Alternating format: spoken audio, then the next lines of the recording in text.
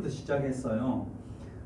우리가 그 9월 마지막 주까지 성서의 일과 봉독에서 야고보서를 사실은 공부할 것입니다. 그래서 야고보서 전체를 사실은 공부할 수 있는 시간이기도 하기 때문에 오늘은 특별히 우리가 그동안 잘 읽지 않았기도 하고 좀 이 히브리서 다음에 야고보서 있고 쭉 지나가면서 베드로전후서 또 요한계시록 지나가면서 성서에 있어서 이 야고보서는 잘 읽히지 않고 한국 교회에서 야고보서 설교는 사실 잘 되지 않는 부분이 좀 있습니다. 제가 오래전에 하양에 있을 때는 제가 빌립보서 처음부터 마지막까지 공부한 적이 있는데요. 이번에 특별히 야고보서를 공부해 보고자 합니다.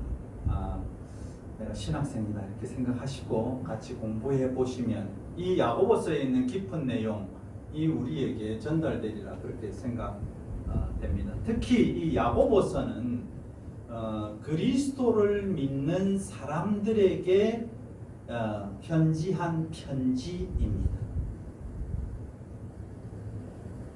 그래서 이 야고보서를 공부하면 우리가 신앙생활 하면서 신앙인으로서 어떤 삶을 살아야 하고 어떤 삶으로 서로 교제해야 되고 어떤 삶으로 이 세상의 다른 사람들에게 우리가 보여지고 또 그 보여지는 부분이 얼마나 순수해야 됨을 야고보서를 통해서 우리는 안내받을 수 있습니다. 그래서 이 안내서를 잘 가다 보면 우리의 신앙생활이 굉장히 순수할 수 있고 우리의 신앙생활이 건전할 수 있다는 것은 야고보 사도가 우리에게 주는 내용입니다. 영어 성서에서는 Epistle of James에서 야고보를 제임스라고 이렇게 표현하고 있고요. 그렇지만 헬라어 성서에서는 야고보의 편지 에피스텔레라고 부르는데 이 편지를 에피스텔레라는 헬라어 단어를 씁니다. 그래서 야고보의 편지 이렇게 했으니까 우리나라의 성서 제목이 훨씬 헬라어 원어에 가깝다. 그래서 영어는 제임스지만 우리 성서는 야고보서입니다. 야고보 사도가 우리에게 주시는 오늘날 2021년도에 주시는 메시지로 받는다면 우리가 이 말씀 속에서 우리의 삶의 새로운 방향을 또 우리 신앙의 건전성을 다시 한 번 더 생각해 볼 수 있는 문제입니다. 자, 그러면 성서를 우리가 공부할 때 제일 먼저 생각할 것이 무엇일까요? 저자의 문제. 누가 썼을까? 이 야고보서는 누가 썼을 것 같습니까? 성서에는요, 복음서에는 야고보라는 사람이 4명 내지 5명, 4명 내지 5명이라고 언급한 것은 동명이인일 수도 있고 또 별명일 수도 있고 이렇게 있기 때문에 4명에서 5명으로 일반적인 학자들이 그렇게 표현합니다. 첫 번째 야고보는 어디에 나오느냐면 누가복음 6장 16절에 나오는 유다의 아버지 야고보라는 사람이 있습니다. 그래서 가롯 유다와 구별되기 위해서 유다의 아버지 야고보 했는데요. 이 야고보의 다른 이름은 다데보란 사람입니다. 두 번째는 세베대의 아들이고 요한의 형제 야고보가 있어요. 우리가 잘 아는 야고보. 마태복음 4장 쭉 나오고 10장에도 나오고 17장에도 나오는 쭉 나오는 요한의 형제 야고보. 우레의 아들이라고 불렸던 야고보입니다. 그는 개인적으로 예수님의 행하신 몇 가지 기적을 목격도 했고요. 변화산에도 있었고 겟셋마네 동산에 예수님께서 십자가 지기 전에 기도하실 때도 같이 동행한 사람, 우레의 아들 야고보, 요한의 형제 야고보. 그렇지만 이 야고보는 저자일 가능성이 매우 희박하다는 것은 이 야고보는 제일 먼저 제자들 중에 사도들 중에 제일 먼저 순교한 사람입니다. 그래서 AD 44년에 순교하게 됩니다. 그래서 이 기록 연대 이런 상황을 봤을 때 이 세베대의 아들 요한의 형제 야고보는 아닐 것이다. 세 번째는 알페오의 아들 야고보와 마리아의 아들 작은 야고보로 언급된 인물이 있습니다. 마태복음 10장 3절, 마가복음 3장 이렇게 나오고요. 마가복음 15장에는 작은 야고보, 누가복음 24장 10절에도 작은 야고보로 표현되어 있습니다. 그래서 알페오의 아들 야고보, 마리아의 아들 작은 야고보. 이 야고보는 요한의 예수의 매장되는 것과 부활을 목격한 이 마리아라는 여인의 아들 중에 하나인 야고보가 있습니다. 그래서 많은 사람들이 이들을 작은 야고보, 알페오의 아들 야고보를 동일한 인물로 보지만 저자에서는 좀 멀어져 있습니다. 마지막으로 언급된 요셉과 마리아의 아들 예수님의 동생 야고보가 나옵니다. 마태복음 13장 55절, 마가복음 6장, 사도행전에도 나오는 1장 14절, 12장, 15장, 21장, 갈라디아서 1장, 2장, 주께서 고린도전서 15장, 유다서에 나오는 예수님의 동생 야고보가 있습니다. 이 야고보는 예수님이 계시는 동안에는 예수를 믿었을까요? 안 믿었을까요? 예수를 안 믿었습니다. 요한복음 7장 5절에 가서 보면 이렇게 표현됐습니다. 우리가 요한복음을 읽을 때 그 형제들이 예수를 믿지 아니했다라고 요한복음에 기록하고 있습니다. 그 예수께서 살아생전에는 예수를 믿지 않았던 예수님의 첫 번째 동생 야고보, 그렇지만 부활하신 예수가 그에게 나타났을 때 이 야고보는 믿게 됩니다. 그리고 AD 62년에 순교당할 때까지 예루살렘의 유대인 그리스도 교회를 이끈 인물, 이 사람이 예수님의 동생 야고보입니다. 그래서 대부분의 신학자들은 이 예수님의 동생 야고보가 이 야고보서의 저자일 것이다. 그 확률이 가장 높을 것이다. 그래서 지금 1세기부터 예수님의 형제 야고보가 이 야고보서를 쓴 인물이다.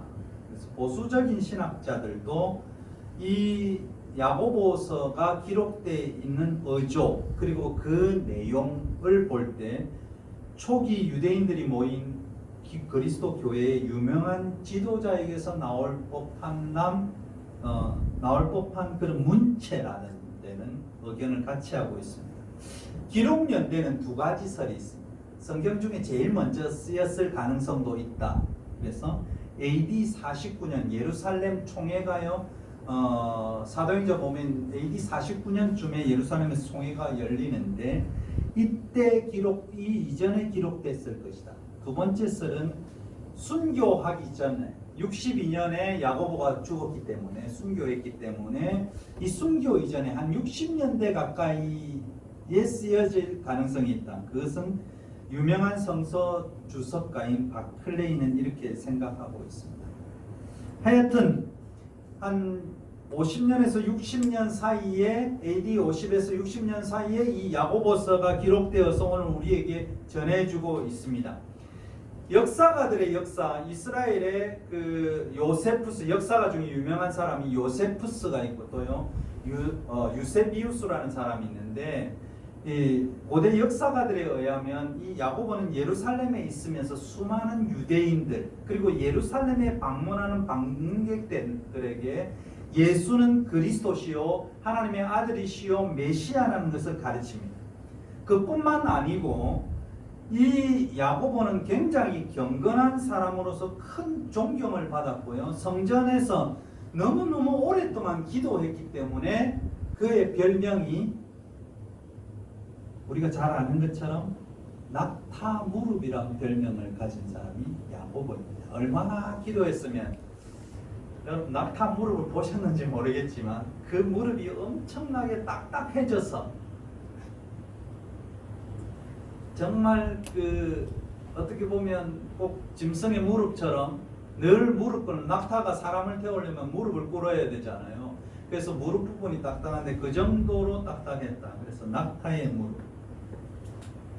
그렇기 때문에 그에게 적대적인 서기관과 바리새인들조차도요 어떤 오점도 이 야고보에게 발견할 수 없었다는 것이죠. 뭔가 책 잡으려고, 그러니까 율법적인 부분 가지고라도 책 잡으려고 야고보에게 쭉 보면 야고보에는 그런 것조차 없었다는 것이죠. 오늘 우리가 읽은 마가복음에 가서 보면 예수님의 제자들이 유대교의 전통에 의해서 손을 씻고 뭔가 먹어야 되는데 손 안 씻고 안 먹는 그들을 보면서 막 질타를 했습니다.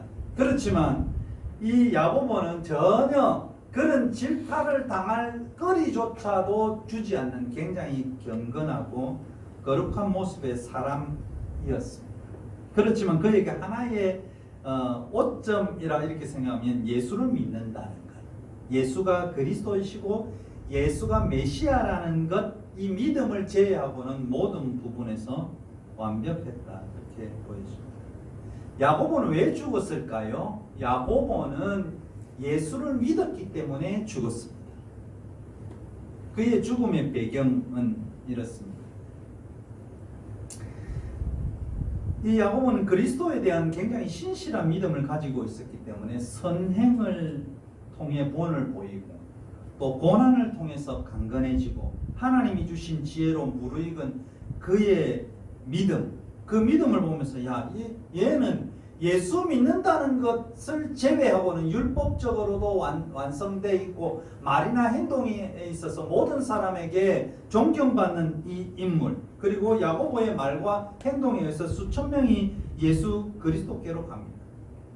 그러니까 그들이 야고보가 전한 그리스도 때문에 이 종교 엘리트 그룹이 화가 났다는 거지, 그의 삶 자체로 보면 어떤 것 하나 흠잡을 수 없었다는 사실입니다. 그래서 예루살렘의 반기독교 세력이 그 당시에 얼마나 컸겠습니까? 사실은 이 야고보가 살고 있던 그 시대는 유대교를 믿는 유대인들의 비중이 엄청나게 많았고요. 실제로 예수 그리스도를 믿는 유대인은 굉장히 극소수였습니다.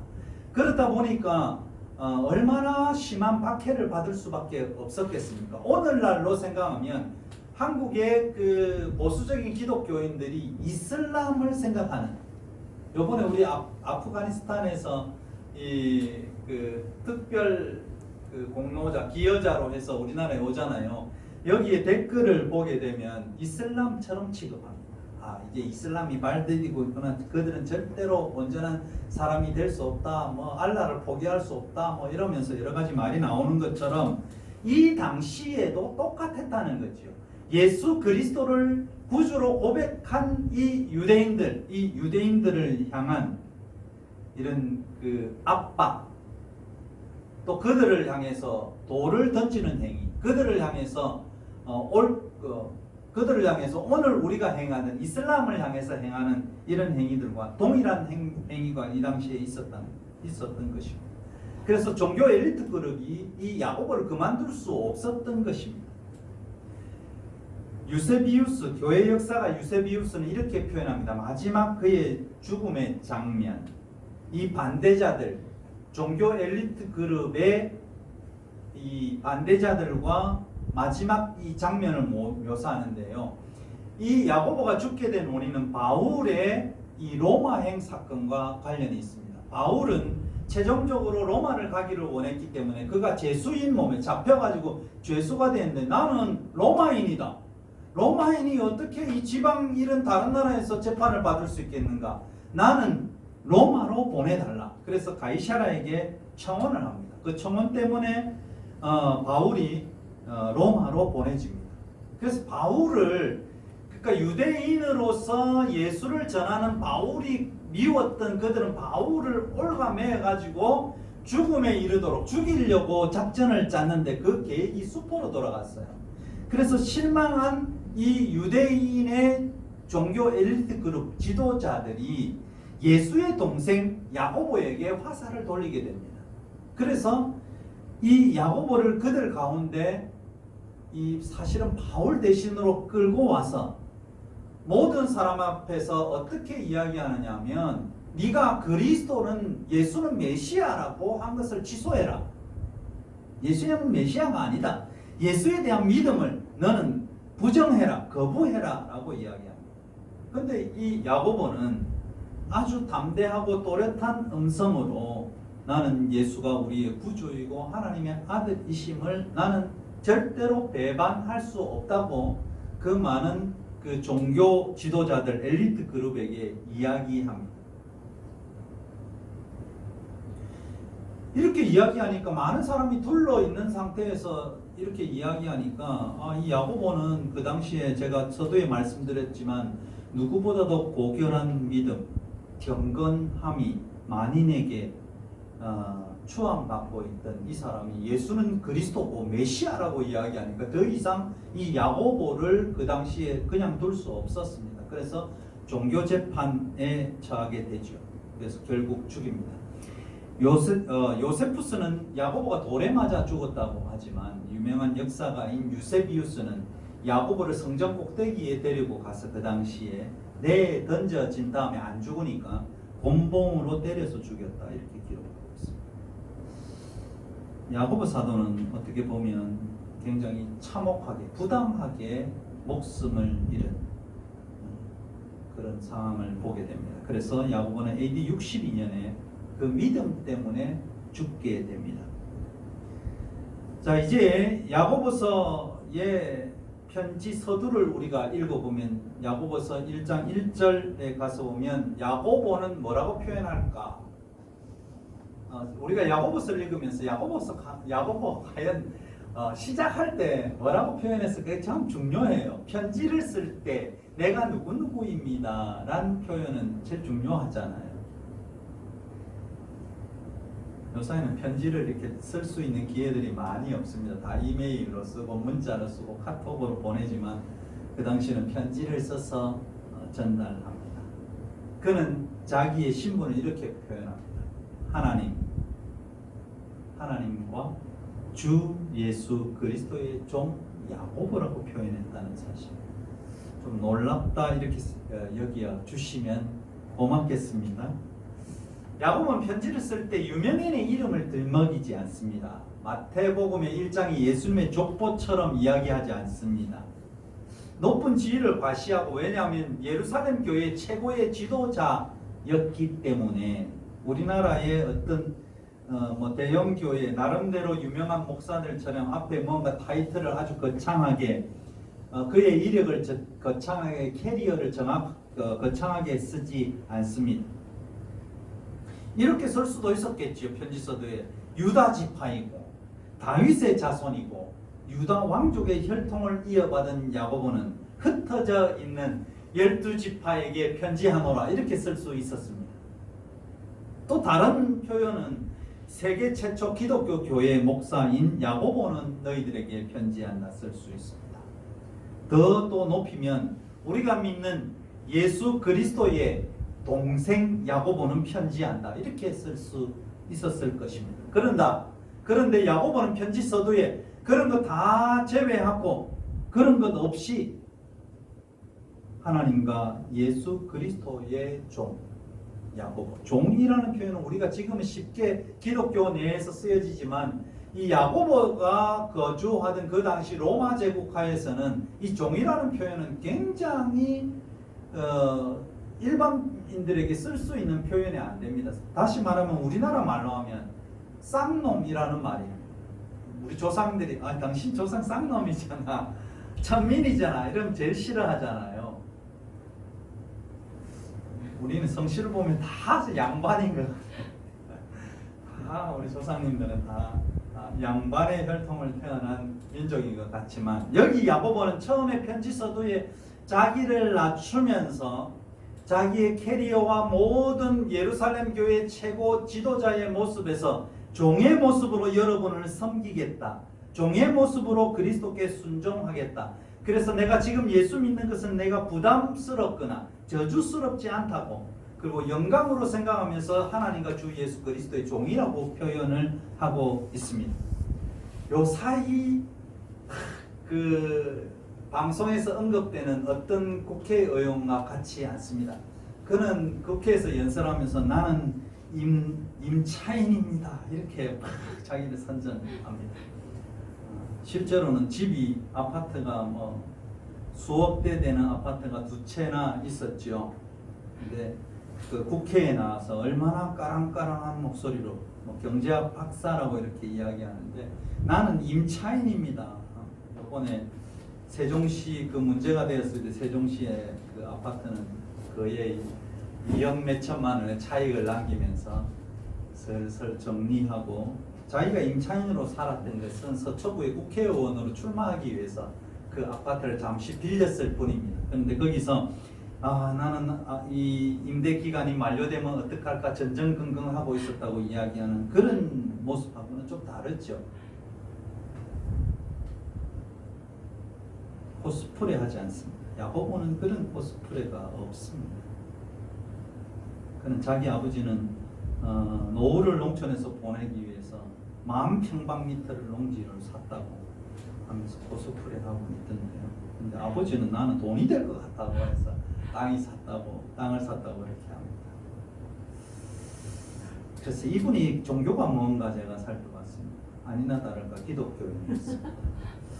극동방송에 나와서 이야기하면서 자기는 사랑의 교회 오 목사님을 미국에서 만났었는데 한국에서 다시 이번에 서초구에 갔더니 어떻더라 만났더니 정말 좋더라 뭐 이런저런 이야기를 하기도 했습니다만은 기독교 극우 방송인 극동 방송에 나와서 보수의 가치를 이분이 이야기합니다. 보수의 가치는 도덕성과 배려입니다. 야고보서를 우리가 읽으면서 이런 내용들을 잘 살펴보겠습니다. 보수의 가치가 과연 도덕성과 배려인지, 많은 캐리어를 잡고 공부를 하고 높은 지위를 과시하면서 자기와 관련된 일에는 목청을 높이는 피해자 코스프레하는 그들의 도덕성이 무엇인지 야고보서의 서두, 야고보서의 서론에서 이렇게 질문하고 싶은 내용입니다. 자, 야고보서의 자기소개를 끝낸 야고보는 자기 편지를 누구에게 보냈는가? 이 수신자가 중요한데요. 우리가 이렇게 문자를 보내다 보면 잘못 보내면 문제가 있는 거잖아요.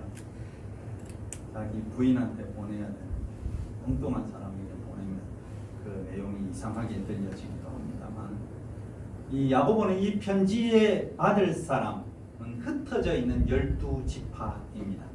다시 말하면 안 믿는 사람, 그리스도를 모르는 사람, 예수를 모르는 사람에게 이 야고보서의 편지를 보낸 것이 아니고 그동안 유대인의 예수를 믿지 않는 유대인의 압박을 받으면서도 그래도 힘들게 어렵게 로마의 압제와 고통 속에서, 그리고 같은 동족 유대인의 그런 핍박과 또 여러 가지 서로 나눔과 폄하와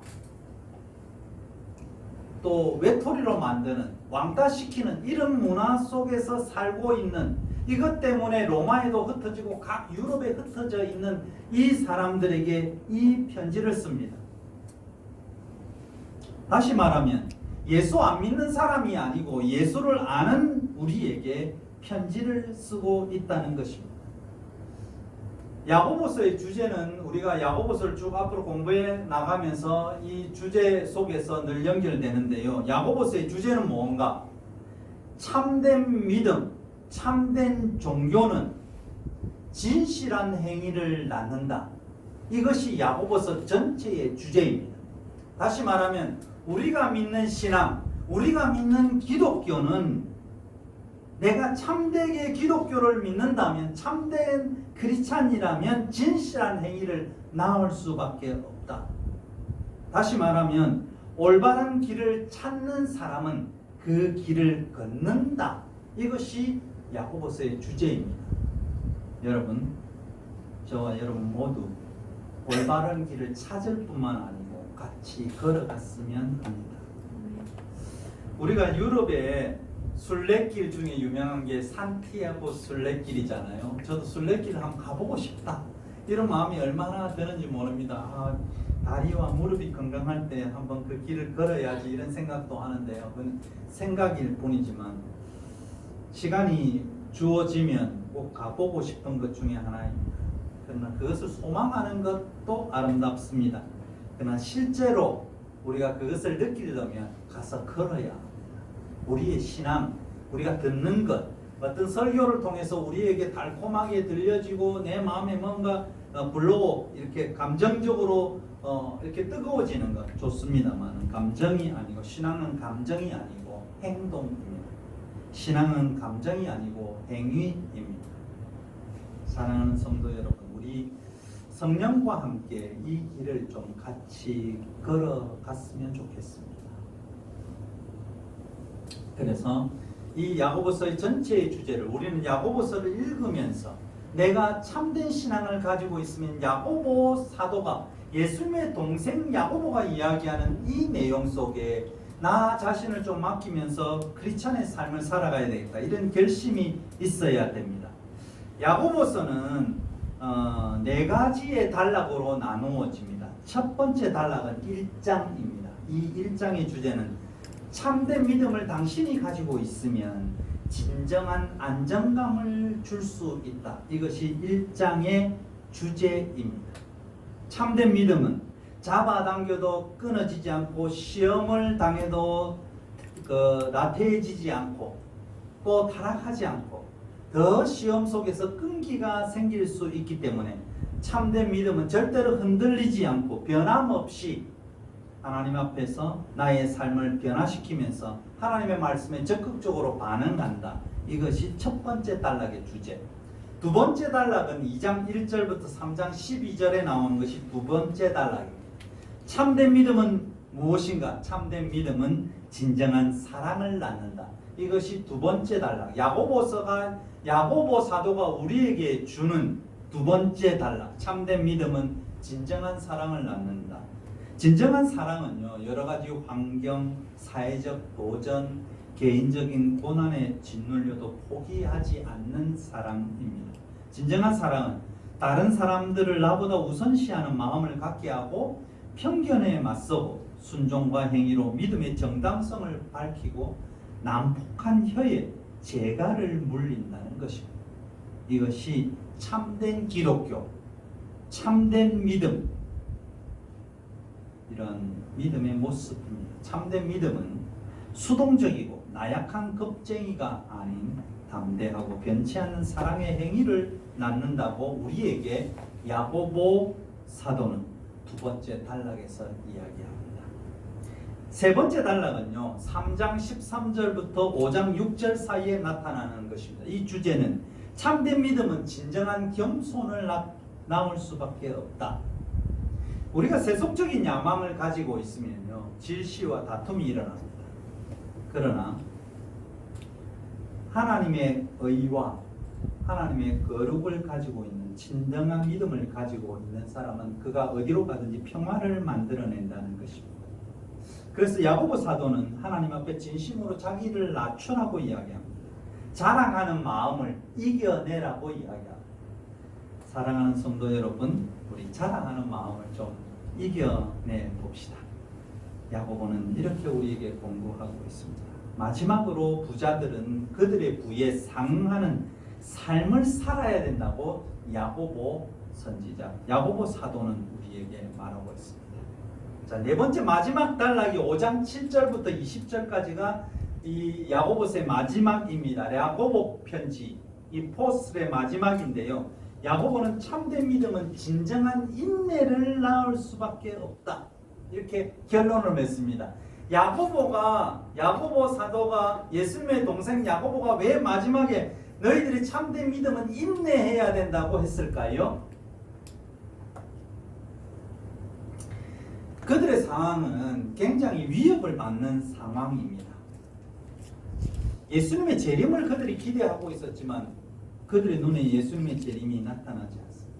그러면서 이 야고보는 주의 재림은, 주의 강림, 주께서 우리에게 오는 그날은 꼭 올 것이다. 그러니까 고난을 참고 견디라고 권면합니다.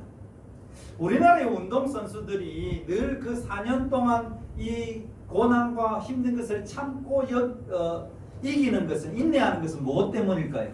내가 4년 후에 열리는 그 경기에 나가서 나는 꼭 메달을 딸 거야. 꿈은 꼭 이루어진다. 그렇기 때문에 그들이 인내하고 자기 자신과도 싸우고 환경과도 싸우고 돈이 없어도 싸우고 해서 결국은 그들이 원하는 금메달, 은메달, 동메달 아니면 이 올림픽에 참가할 기회를 얻게 되는 것입니다. 1세기 유대인 그리스도인, 그들은 고난을 견뎌내고 선행을 거치지 않고 교회 안에 평화로운 분위기를 만들어 나가고 주님의 강림을 고대하고 인내하는 삶을 살기 위해서 씨름했다는 사실입니다. 엄청난 투쟁이었습니다. 삶과의 투쟁, 매일매일 돈을 벌어서 가족들을 부양해야 되는 그런 투쟁적인 삶. 우리가 생각할 때 지금 우리는 그래 돈 없어 그러면 가서 아르바이트 하면 되지. 일주일 아르바이트, 한 달, 2달 이렇게 이야기할 수 있지만 그 당시에는 이 그리스도를 믿는 그리스도교인 유대인들은 어떤 직업조차 자유롭게 가질 수 있는 자유가 없었다는 사실입니다. 얼마나 힘들었겠습니까? 떠나 있고, 그리고 예수를 믿는다는 이유로 온갖 박해들이 그들에게 기다리고 있는 이런 상황에서도 야고보는 그래도 인내하고 기다리면 그날이 온다. 이런 믿음이 저와 여러분에게 있기를 소원합니다. 늘 기다립니다. 그래서 기독교는 사실은 기다림의 종교입니다. 금방 뭔가 하나님께서 응답하셔갖고 아파트가 한 채도 없었는데 한 채, 10채, 20채 이렇게 생기는 것이 아닙니다. 그런 것은 참된 종교가 아니라는 사실입니다. 오늘 우리 본문으로 가서 우리가 같이 이해해 봅시다. 17절에서 27절 야고보 사도는 더러움이, 오늘 주제처럼 더러움이 없는 경건에 대해서 표현하고 있습니다. 오늘 본문에 우리나라의 성서에는 경건이라고 표현했는데요. 이 경건이라고 번역된 이 단어는, 헬라어 단어는 드레스케이아라는 단어입니다. 헬라어 단어에서 이 드레스케이아는 religion, 종교라는 의미를 가지고 있습니다. 사실 왜 우리나라에서 번역하는 할 때에 왜 경건이라고 번역했는지, 뭔가 껄끄러움이 좀 있었는가 이렇게 생각해 보기도 합니다. 실제로 이 정확한 번역은 더러움이 없는 종교란 말입니다. 그래서 영어 성경의 모든 그 번역서, 이 버전들이 이렇게 있거든요. NIV, New International 버전, Contemporary English 버전, 어떤 성서에서도 다 religion이라는 단어, 종교라는 단어입니다. 그러면 다른 말로 쓰면 참된 종교, 다시 말하면 하나님을 please, 하나님을 기쁘시게 하고 순수하고 오점이 없는 종교는 어떤 모습을 가져야 하는가 라는 문제입니다. 여기서 경건이라 할 때 우리는 개인적인 경건, 그래 경건하게 살아야지, 이런 경건으로 오늘 성서는 쓰여지지 않았습니다. 오늘 성서는 religion that pleases 란 단어로 시작했다는 사실입니다. 하나님 아버지, 그분을 만족시키는 그런 종교, 순수하고 오점이 없는 종교는 어떤 종교일까? 그 종교에 대한 설명입니다. 그 종교는 순수하고 오점이 없어야 됩니다. spotless. 순수하나 오점이 없나, 비슷하다, 이렇게 반복적인 것이 아닌가 이렇게 생각합니다. 야고보가 말하는 하나님을 기쁘시게 하는 참된 경건, 참된 기독교, 내가 믿는 참된 믿음의 모습, 이 경건의 모습은 무엇일까? 순수성이라는 것입니다. 우리가 믿는 종교, 우리의 신앙이 순수한 종교이며 순수한 경건이 우리 속에 있어야 합니다. 내가 무엇을 바라고 세상의 탐욕적인 쾌락을 위한 종교와 기독교가 아니고, 자기 만족의 기독교가 아니고, 자기 만족의 종교가 아니고 순수 그 자체로서의 믿음, 하나님 자체를 신앙하는 그 신앙을 의미하는 것이 오늘 여기서 말하는 종교, 더러움이 없는 경건. 이 경건입니다. 탐욕과 더러움으로 오염되지 않는 이런 경건이 참된 기독교고 종교이고 하나님을 기쁘시게 하는 우리의 신앙이고 믿음이라는 사실입니다. 그래서 오점이 없어야 된다. 순수해야 된다. 이렇게 표현하고 있습니다. 이 순수란 개념을 저는 우리나라의 가요에서 이런 부분을 생각했습니다. 여러분이 그 5060 세대는 잘 알고 있는 서 있는 사람은 오시오. 서 있는 사람은 오십시오. 나는 빈 의자입니다. 피곤한 사람도 오십시오. 나는 빈 의자입니다. 당신을 편히 쉬게 해줄 수 있습니다. 여기에 2사람이 와도 좋습니다. 3사람이 와도 좋습니다. 외로움에 지친 모든 사람들이 무더기로 와도 좋습니다. 냄새나도 좋습니다. 옷을 깨끗하게 입지 않아도 좋습니다. 돈이 없어도 좋습니다. 이런 분들 누구나 와서 편하게 지낼 수 있는 빈 의자 같은 종교의 모습, 기독교의 모습이 오늘 야고보 사도가 우리에게 말씀해 주고 있는 참된 더러움이 없는 종교라는 것입니다. 부와 경쟁을 멀리하고 도덕성이 담보된 종교를 야고보는 참된 종교라고 선언하고 있습니다. 막말과 상대를 향한 조롱과 입에 담을 수 없는 선동과 사람에 대한 편희와 더러운 말과 조롱하는 말, 그런 것은 기독교가 아니고 경건도 아니고 종교도 아니라는 사실입니다. 오점이 없는 종교는 무엇으로 완성될까요? 순수한 종교는 무엇으로 완성될까요? 그것은 사랑으로 완성됩니다. 조건 없는 사랑. 왜 조건 없는 사랑일까요? 그리스도께서 조건 없이 그의 피와 살을 우리에게 다 주셨기 때문입니다. 결론적으로 우리가 생각해 보려고 합니다. 더러움이 없는 경건, 하나님이 기뻐하시는 종교, 우리가 최종적으로 선택할 우리의 종교의 본 모습입니다. 그 모습은 어때야 되나? 야고보는 너무나도 선명하게 이것을 이야기했기 때문에 우리는 거부 반응을 느낄 수도 있습니다. 27절에 제일 먼저가 고아와 과부를 돌보아 주어야 된다고 이야기합니다. 그냥 아주 그냥 있는 그대로 이야기해요. 그냥 이웃을 사랑합시다, 뭐 어떻게 도와줍시다 이런 말이 아니고요. 그냥 고아와, 그 당시에는 고아도 많이 있었습니다. 혼자 된 과부, 자식도 없는 과부, 뭐 이런 분들도 많이 있었습니다. 이런 분들을 돌아보아야 된다. 그뿐만 아니고 다른 사람을 향해서 시선을 너희가 돌렸느냐? 두 번째는 너 자신을 향해서 시선을 돌려야 된다는 사실입니다. 자기 자신을 돌아보아서 새 속에 이 세상이 추구하는 방향에 네가 물들지 않아야 이것이 하나님이 기뻐하시는 종교이고 참된 너희의 믿음이다.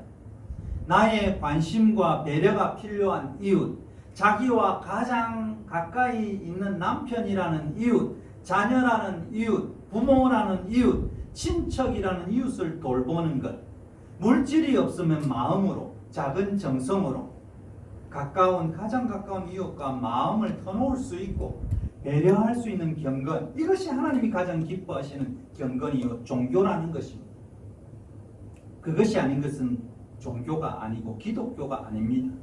야고보는 자신이 그리스도교를 진심으로 믿는 사람으로서 오늘 경건으로 번역된 단어 대신 드레스케이아, 종교라는 말을 사용합니다. 내가 믿는 종교, 내가 믿는 기독교, 유대교가 아닌 내가 믿는 기독교는 이러한 모습을 가지고 살아야 신앙해야 한다는 것입니다. 자기가 믿는 신실한 종교를 가진 사람은 혀를 제어하고 언행이 일치하지 않는 사람은 사실상 자기가 믿는 자기의 종교를 무익하게 만든다. 혀를 제어하지 못하는 종교인은 그 종교를 무익하게 만든다. 이렇게 표현합니다. 우리는 이 사실을 특히 대한민국에서 그동안 문재인 정부 속에서 수없이 많이 보아왔습니다. 우리나라의 그 극우 기독교 방송인 극동 방송을 보면요, 직원들이 초과 근무했습니다. 그래서 노동청에서 고발이 되었습니다. 그래서 그 고발된 내용에서 1인당 뭐 몇백만 원씩 너희들은 당연히 주어야 될 돈을 주지 않았다. 그런데 이 사장, 이 회장으로 있는 그 목사님은 이들에게 주지 않습니다. 그 주면서도 억지로 주면서도 야 이거 다시 회사로 돈 보내, 선교 헌금으로 보내. 그러지 않으면 너희들에게 피해가 갈 거야. 그래서 결국 다시 보내지 않는, 돈을 붙이지 않는 사람은 지방으로 좌천하고 억압하고 그의 직위에서 해제시켜버립니다. 다시 말하면 가족을 부양하고 있는 가장의 밥줄을 잘라버리는 것이 기독교 방송이라고 표방한 그 방송에서 일어나는 일입니다. 그는 오직 돈에만 관심이 있습니다. 선교 헌금, 그 극동 방송에 보내주는 선교 헌금으로 아들과 딸들에게 상속할 재산을 만드는 그런 모습, 이것은 결국 자기의 종교를 무익하게 만드는 것입니다. 이런 사례는 정말 많습니다.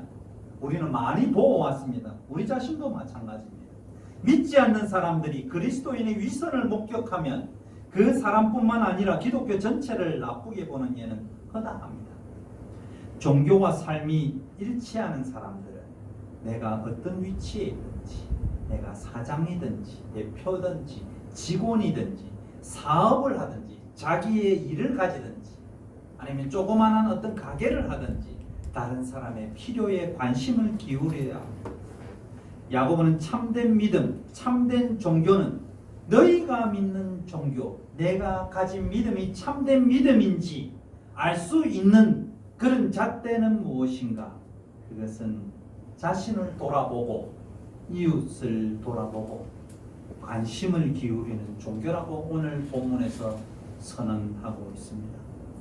사랑하는 성도 여러분, 이 오늘 우리에게 주시는 이 야고보 사도의 2021년 주시는 이 메시지가 저에게도 신앙의 가이드가 되고 여러분의 신앙생활 여행에서도 가이드가 되기를 간절히 원합니다.